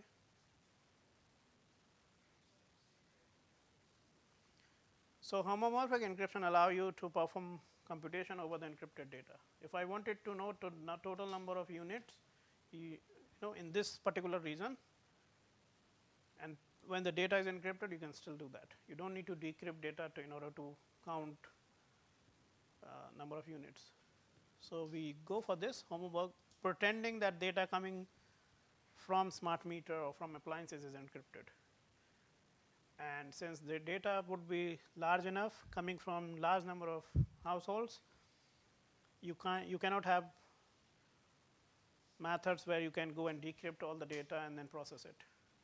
Rather, we want to apply an algorithms where data can be processed even if it is encrypted. So you can perform certain functions, not everything, but it supports some kind of functionality that you can apply. We also did something called proxy re-encryption. So as I said, we don't want to encrypt data in a way, but there are functions that can help you to do the same thing. They decrypt and encrypt at the same time. So you decrypt with one key, but then encrypt in another key. Right? If let's say that 3 entity, I'm sending a data to him, and then he's passing that data to someone else. Now I'm using a key that is between this and this. I'm encrypting, sending it. This person can decrypt it, And now this person also needs to send that data to another person.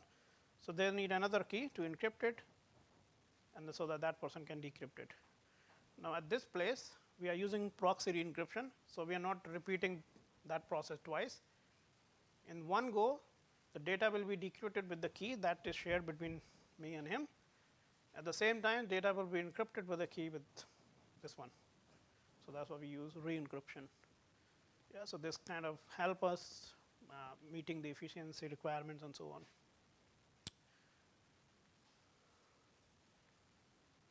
Again, we go for bilinear pairing. It's one of the best property that it has. So we decided to go with bilinear pairing. And the way this looks like homomorphic encryption, where you generate keys, you perform encryption, and then you perform decryption. That's how. Okay, just skip everything. Just understand this line. So you got ciphertext. So I'm saying my data is encrypted. So let's say you have two messages encrypted over the network. So you are doing C1.C2 mod n square, n is a group, and so on. You perform decryption. So if you got two ciphertext, you are doing this calculation. This is how it come up with. It says M1 plus M2 mod n, where M is the plain text, C is the ciphertext. So you need to multiply ciphertext, perform mod n square, and the results would be same as you add both messages and perform over n. So that's how in this process, in this case, you are able to perform addition over the encrypted data. Yeah, if I have 5 different messages encrypted, if I using homomorphic encryption, I should be able to compute addition over encrypted. I would be able to see the sum. What is the sum of this? Yeah. So that's why we use homomorphic encryption.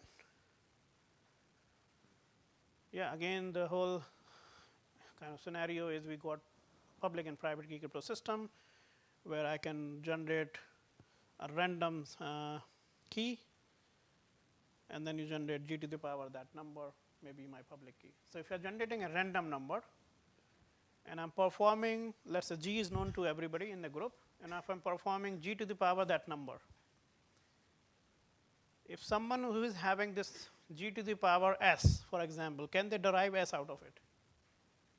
So I generate a number x, let's call it, and I'm performing, let's say 10 to the power x, where 10 is number, everybody knows that I compute 10 to the power x, which is g or any constant number. Anybody who is having this computation, can they derive x?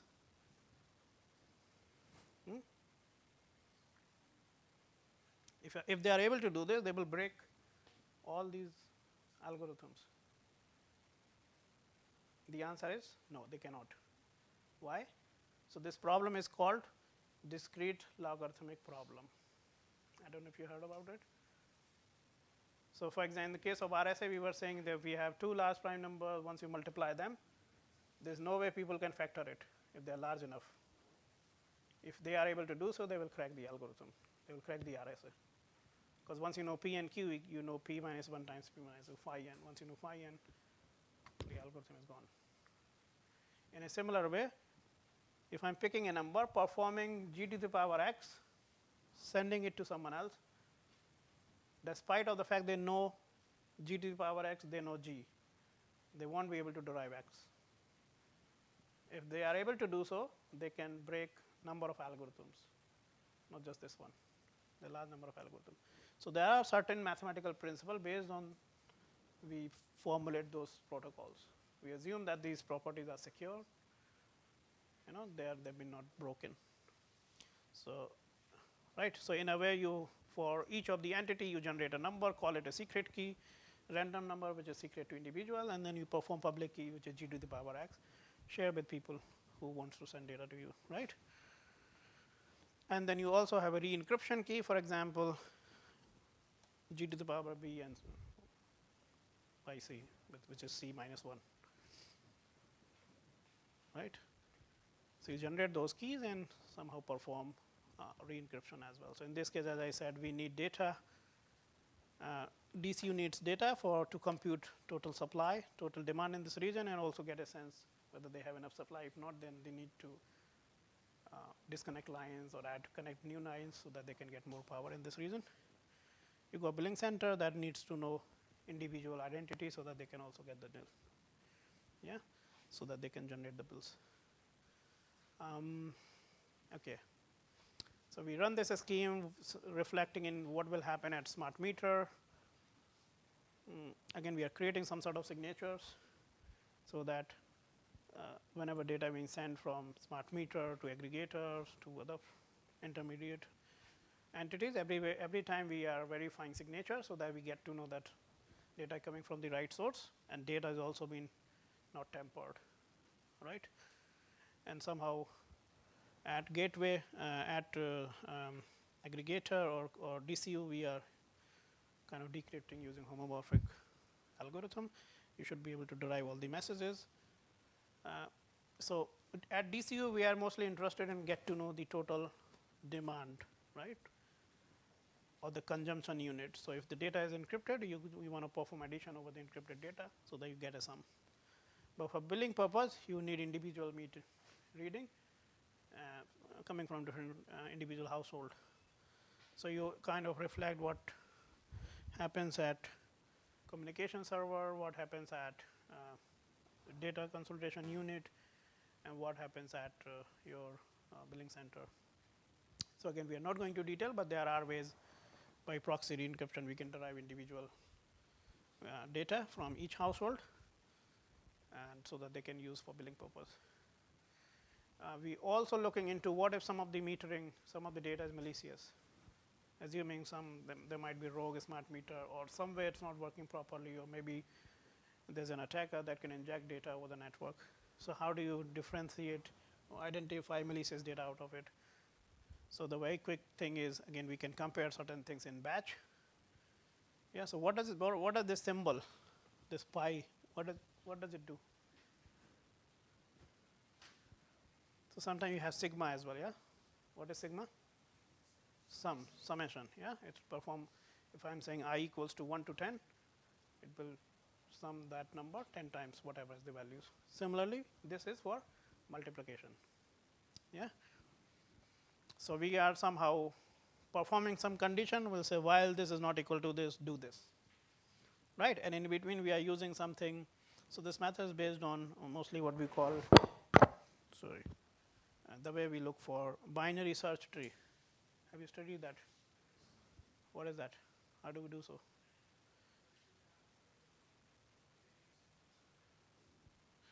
Right. So the very simple principle, you always divide in half. So if you have very large problem, very large number to sort it, for example, the basic principle divide into two parts. One part, then divide, keep dividing until you got two parts, only two elements, so that you can compare which is greater, and then keep merging all together, one part, the other part, and the whole. Yeah, it's very simple method. So that's how we are doing. We have large number of data. We're somehow performing some equation which will help me to understand which part of the data has been modified, and I can do this in batch rather than doing individual. Right?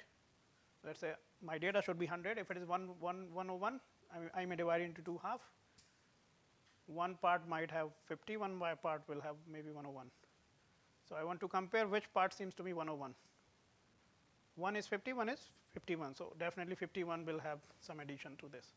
Then you go 51, divide it 2 far, 25, 26. Go to 26, divide into 2 half, and so on and so forth. At some point, you'll be able to say this value is different than the expected value. Yeah? Kind of similar thing that we do. And then we look around the performance, security, comparison, and so on. So the number of algorithms already available, kind of protocols.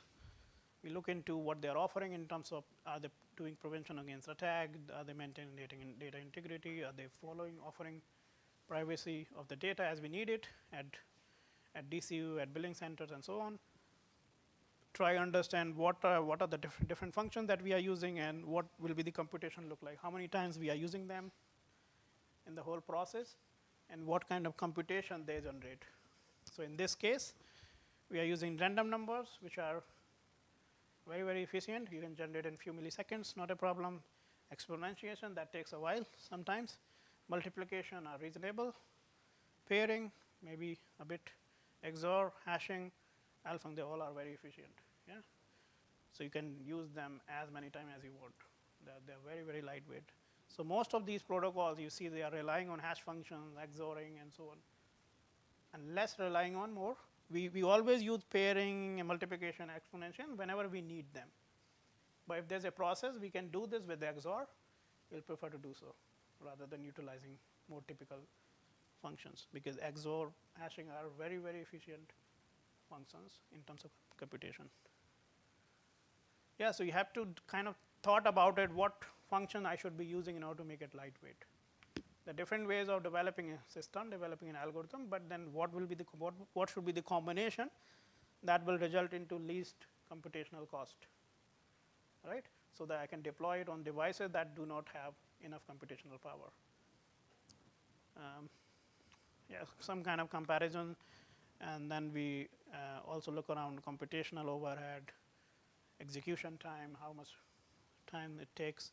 So we consider like what we have a 200 smart meter that we need to process data from 400, 600, 1000, and how long it takes. So the time in millisecond, it just take roughly 2 point something milliseconds to process data around 1000 substations, 1000 smart meters. You know, so we also want to develop this kind of algorithm which are scalable in nature.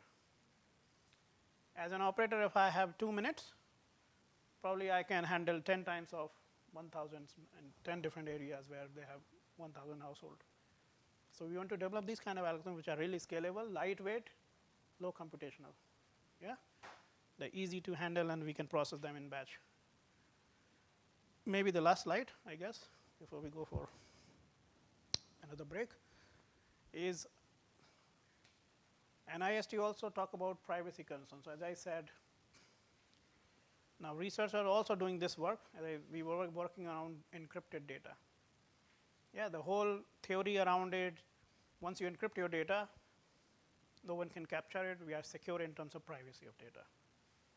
So so people have come up with some work based on machine learning and so on. And they processed data in such a way they were able to identify certain equipment, certain appliances that you are at home. Yeah. And in a way, operator can also get a sense out of it. For example, if you're living alone in a household, you go to work from maybe 8 a.m. until 8 p.m. Yeah, you come at home 8 p.m. until whatever. By looking at your usage pattern, people can get a sense what time you are at home. From daytime, there's no consumption or very less consumption, but suddenly there's a spike. People get to see now someone in the room. Now, this is a very simplistic example, but there are examples where data, even if your data is encrypted, there are algorithms that can process and get a sense that this data seems to meet this appliances. By looking at the usage of energy consumption, they can predict, even the data is encrypted, you have a kettle at your home, you have, fridge up, maybe this watt, and so on and so forth. So research has been like going crazy. People are developing those kind of solutions that can crack existing solutions. So it's kind of a continuous process in a way where you always need to be ahead from the attackers, from your competitors who want to break this kind of system. Right, so I mean, if you Google it, you come across some of the papers where you can look around those tables and figures where people say. And people have literally able to identify that you have this kind of appliance at your home based on the consumptions, even when the data is encrypted. Right, so it has emerged new challenges, new privacy challenges. So that simply means encrypting data may not be enough. So you start thinking, can I introduce noise to it? Can I do this and that, to make it more, again. So yeah, so we just wanted to do that. Let's have another break, and then we'll do the lab exercise. So this will be a quick break. Let's have a 5-minute break, and then we'll do our lab exercise.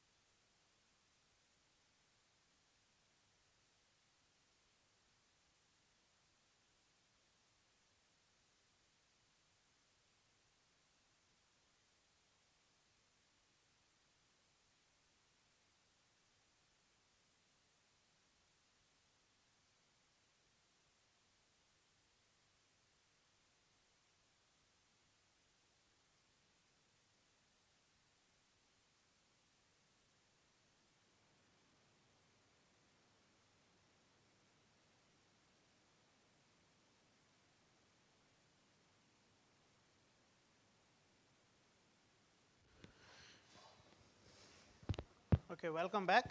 Now, this is the time for tutorial. So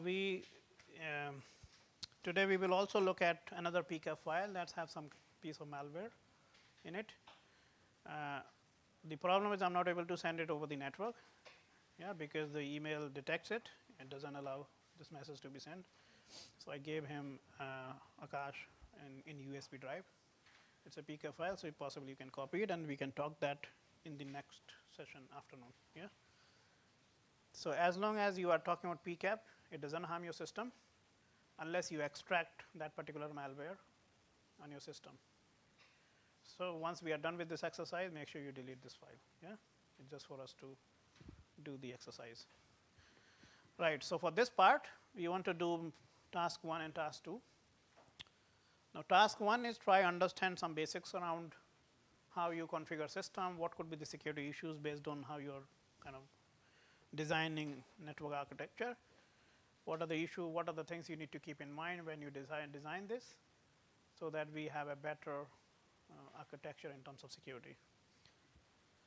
So task 1 says there's a web-based network architecture where you see there is a internet user, maybe a device, a laptop,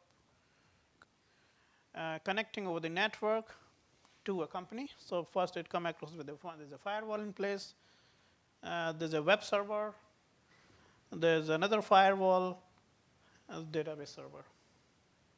If a company is having architecture like this, right, the question is is this okay? If not, then what is wrong here? So then we try understand, answer these questions.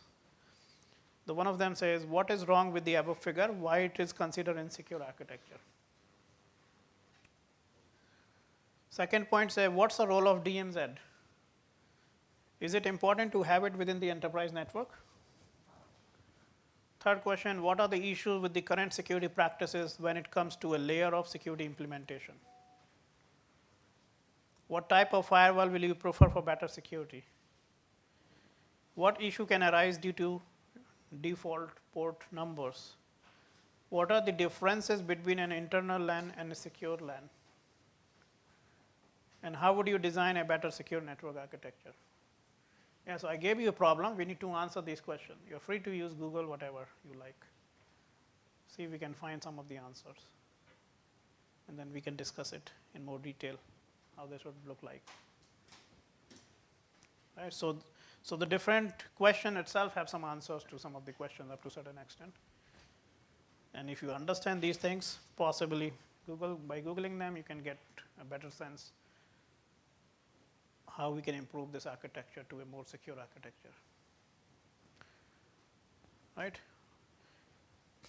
If a service is running with TCP/IP or 443, which application it is?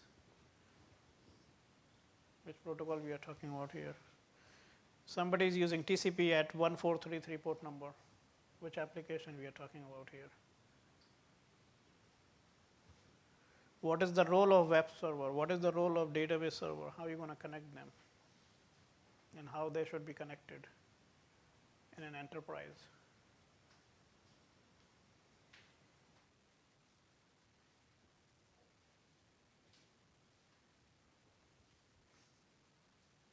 So spend a few minutes, Google them if you like, if you need to, and then we'll discuss them.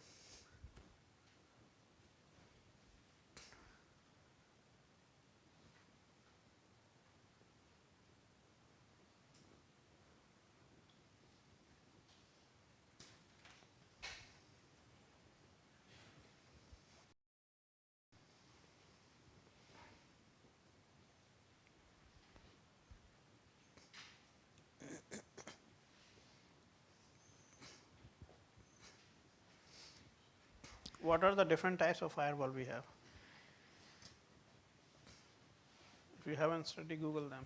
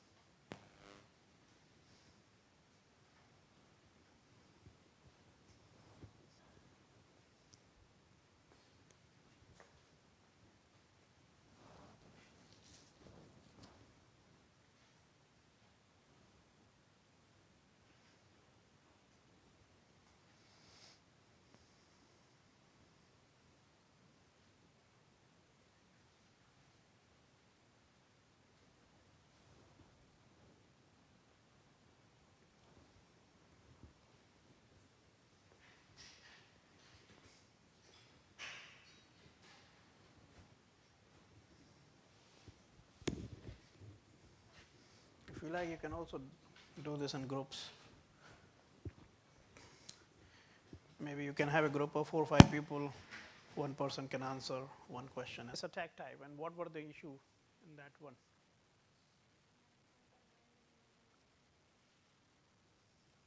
Not really. Google it. And you have to build that understanding, that habit.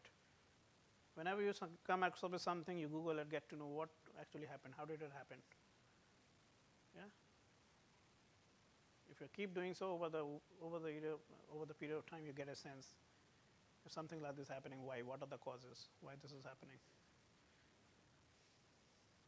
So there are many sites, news sites also where you can subscribe to, get a sense what's going on around us. So I'll leave to you, Google it and understand. Okay. Do you think the system might need Active Directory service? What is Active Directory service? What does it do? What is Active Directory?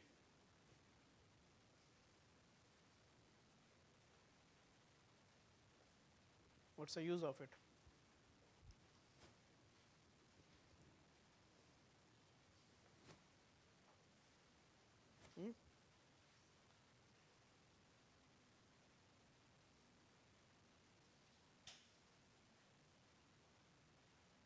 What is Active Directory? Anyone? Mm-hmm.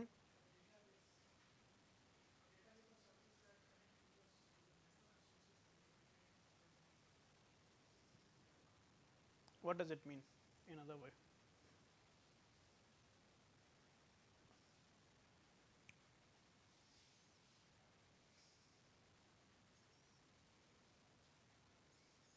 So when you go to labs here, yeah, accessing any computer.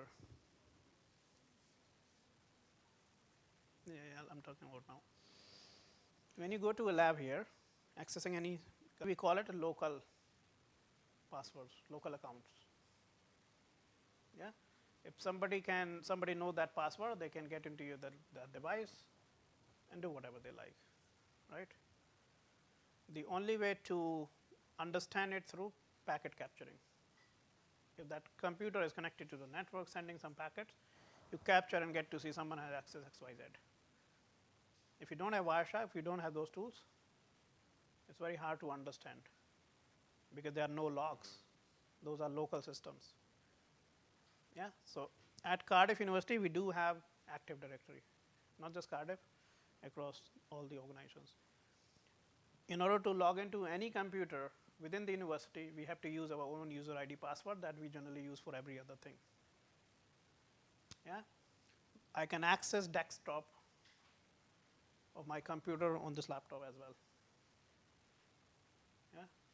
If I have a file on my desktop in my office, I can access from this device, any device. In order to do so, I need to connect to the centralized server. I have to have single user ID password that work for across it. One of the reason, if I'm accessing this system, I'm putting the same login detail, centralized server will get a sense who has accessed this. Yeah, there's no local password. If you're doing anything with this device, they have a log. They will get a sense. So this is what we call Active Directory, centralized system for accessing any resources. Yeah, so you use same credential to access any of those things, and then system can track it, who is accessing what. At the same time, you also have access. You don't need to remember too many passwords. Yeah, just remember one password and you can access all the devices. But the system can understand what time you are accessing what, right? So that's the role of Active Directory service. Okay, how you manage it? What type of authentication mechanism would you prefer? Would be better here for users? So in most of the cases, as I said, we have university passwords and so on. On the top, you can put second factor. Yeah, multi-factor authentication. It could be second factor, third factor. What option would you provide for business partners if they want to access your resource? Now, business partners could be external to your enterprise, but they are somehow coming up because you are using their devices, for example. So you have to bring them for maintenance, trainings, blah, blah, blah. What would you do? What access you will give them? So what you build understanding what sort of access we should be giving them.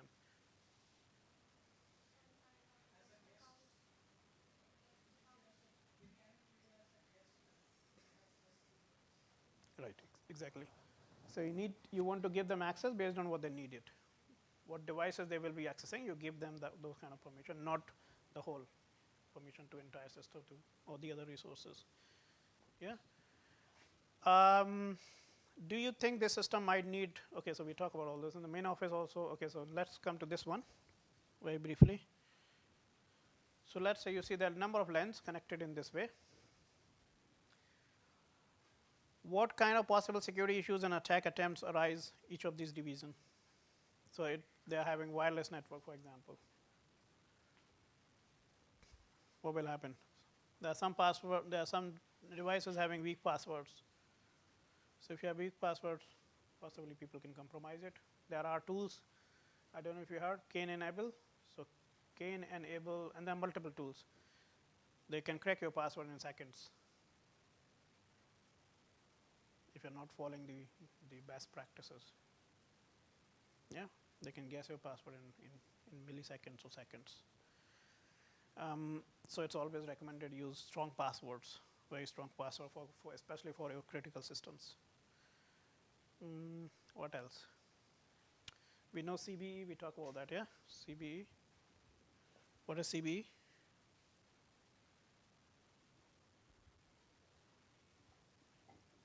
At least I'm expecting you guys to know these things. They might be part of your exam. I'm not sure. If you don't know what is CBE, there's a big issue if you're attending a security course. What is CBE? It's a common vulnerability and exposure, right? So anytime people find a bug, issue in a system, they submit to this data set. The people looking at it, if they find this is really a bug, a vulnerability, they will assign a number, CBE with some number, yeah, and that become part of the data, so that people get to know that if you're using this software or the system, there are issues in the system that needs attention. What is SQL attack? What is SQL injection?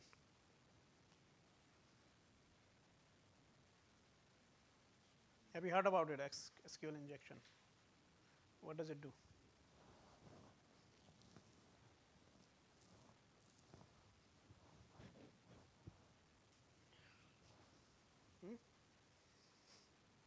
You know SQL, yeah?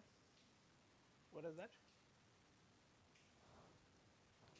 Structured query language. So there might be structure, unstructured. What is the difference?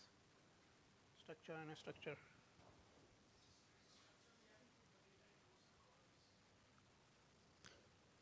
Okay, not really. Structured language means there are certain commands should be written in a certain way in order to execute them. Unstructured could be more, you can have this sentence.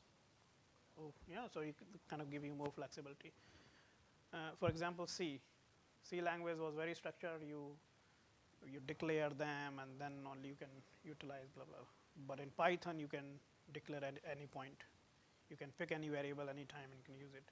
But if you're using C, you have to declare, initialize everything on the top, start of a program. So that's more structure. And this is more unstructured. You can do whenever you like. So structured query language, so we have certain commands in certain order and so on. Injection attack. So one of the typical example, you go to a website where you want to fetch some data. Right, so let's say it's asking you some input and you are retrieving some record, yeah, out of it. So data is coming from database, of course. So your web page will send request to the database. Database look into this, execute it, and that's how you see. Even when you log in on any online account, banking or maybe university account or whatever, then if certain condition matches, you get to see your data. For example, where we say roll number equals to this, so you get to see your own data, right, and so on. So there might be instances. So the possible way of retrieving this data is you need to meet certain condition in order to execute it. As simple as that, right? Now, if I'm saying now our aim as an attacker, our aim is to make this condition true. As long as this condition true, you can retrieve it, right? So, the problem is, if you are not checking what people are entering in this box, there are certain. So, for example, if I am saying 1 equals to 1, instead of saying roll number equals to this, I am saying 1 equals to 1, or might be I am saying roll number equals to this, or 1 equals to 1, or means if one of these condition is true, statement is true. If you are not checking what people can enter it, 1 equals to 1 is always true. It will execute and give you data, despite of the fact I don't know the roll number. So, that is the SQL injection attack, where people are putting some additional condition that will always true, will help them to retrieve additional data that they are not supposed to retrieve. Yeah, so whenever so important thing, whenever we design those web pages, it's really important to cross check what kind of input can be there, in what format. So you put some restrictions in order to so you check it before you pass those value to your database. It's really important. Otherwise, people might end up with retrieving all the data. Okay, so and the last thing, spend 5 more minutes, is so I gave kind of 2 scenarios, 2 figures to understand how they look like in terms of industrial control system or OT architecture. So just go through those figures and understand what devices we have got, what their role. And so if you are able to read it, should be good enough. So that's one, and the other one is this one, which is more on helping you understand different zone, how you decide on zones, and we are talking about party reference model. So if you see label 0, 1, 2, 3, 4, right? And somewhere you decide that this is going to be your DMZ. So maybe one part is your IT enterprise, the other part might be OT enterprise. Yeah, you want to put all the devices which are external. Yeah, people require, maybe from OT, maybe from IT. So you put everything here. Isolate IT part should be there, OT part should be there, and you run a specifics, services and security as per needed. So just go through this table, and then we are done for this one, and we'll come back at 2:30 to complete the other exercises. Any questions that we have?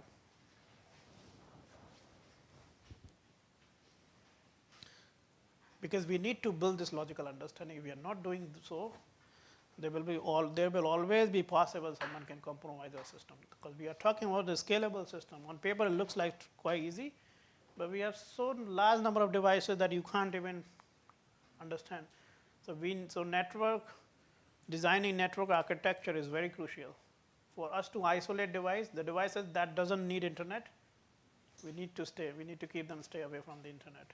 The devices that should not be part of the external world, the people should not be accessing them, you put them somewhere else. And within those devices, within those networks, you subdivide them, understand what could be the devices that are critical to the system. So you also kind of distinguish what is critical, what is non-critical, and you pay more attention to critical infrastructure. You have to have backup, you have to have response plan for those critical assets. Yes, it's all about part of the planning. If you understand your devices, your infrastructure, you design better architecture, put some better logic, create plans so that even in worst case somebody attacking, you can mitigate the impact. The impact on few devices, not everywhere, part of the system. Right? Okay, if there are no more questions, we'll stop here. We'll come back at 2:30 and we'll do the last lab exercise. Thank you.